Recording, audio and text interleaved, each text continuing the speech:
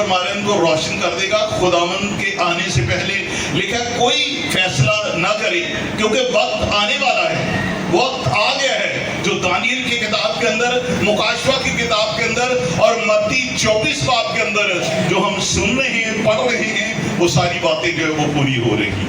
اگر ہم مکاشفہ کی کتاب پڑھیں, اس کا 12واں باب اور اس کی 12ویں آیت, لکھا ہے پس آئے آسمانوں اور اس کے رہنے والوں خوشی مناؤ.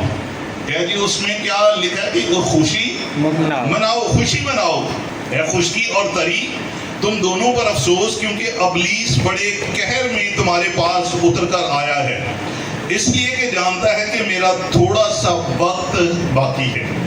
جی میرا تھوڑا سا وقت باقی ہے. اس کا مطلب ابلیس جانتا ہے کہ وقت میرے پاس تھوڑا ہے, لیکن خدا کے برگزیدہ لوگ ہمیشہ خدا کی قربت کے اندر رہتے ہیں. انہیں کوئی ڈر نہیں, آندیاں آئیں, طوفان آئیں, زلزلے آئیں, لڑائیاں ہو, جنگ ہو, جو بھی ہو, خدا کے لوگ ہمیشہ سرفرازی پاتے ہیں. آمین, آمین جی, ہاللویا, ہاللویا. اس لیے ہمیں ڈرنے کی ضرورت نہیں ہے, کیونکہ لکھا ہے بس آئے آسمانوں اور اس کے رہنے والوں خوشی مناؤ.